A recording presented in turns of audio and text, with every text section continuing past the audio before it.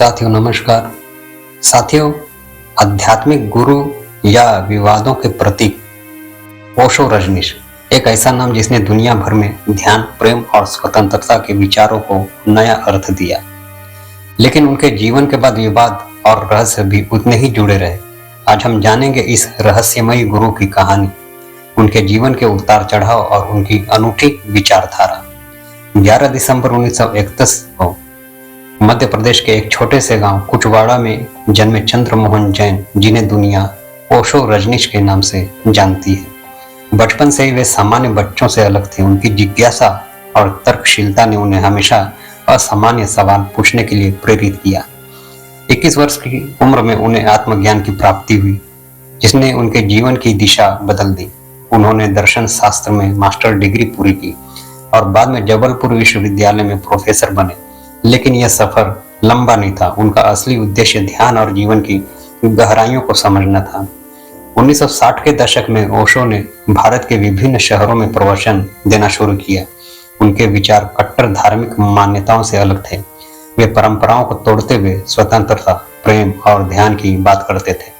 उनकी सबसे चर्चित किताब संभोग से समाधि की ओर ने उन्हें जनता और मीडिया के बीच सुर्खियों में ला दिया। उन्होंने कहा, सत्य की खोज के लिए हर मान्यता को परखना जरूरी है, चाहे वह कितनी ही पवित्र क्यों न हो। ओशो ने पुणे में अपना आश्रम स्थापित किया, जहां लाखों लोग ध्यान और आत्मज्ञान की खोज में आने लगे। उनके आश्रम ने एक नई विचारधारा को जन्म दिया, जिसे नव संन्यास कहा गया। 1981 में ओशो अमेरिका गए और ओरेगोन में रजनीशपुरम नामक एक विशाल समुदाय की स्थापना की। लेकिन यह समुदाय विवादों का केंद्र बन गया। उन पर कई गंभीर आरोप लगे, जमीन कब्जाने से लेकर जैविक हथियारों के उपयोग तक। 1985 में उन्हें अमेरिका से निर्वासित कर दिया गया।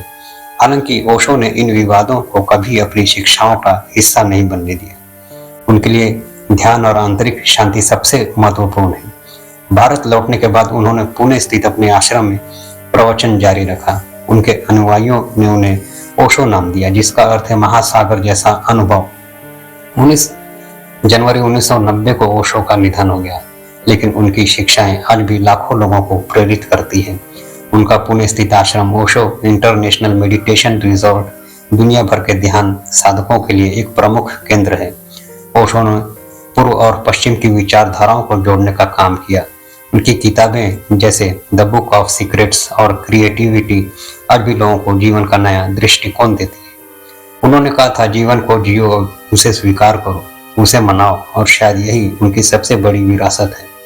तो यह थी ओशो रजनीश की प्रेरक और रहस्यमयी कहानी। उनकी शिक्षाएं हमें बताती है कि जीवन को खुलकर जिया जाए। अगर आपको यह वीडियो पसंद आया हो तो इसे लाइक और शेयर करें। चैनल को सब्सक्राइब करें और कमेंट में बताएं ओशो की कौन सी किताब या विचार आपको सबसे ज्यादा प्रभावित करती है। धन्यवाद।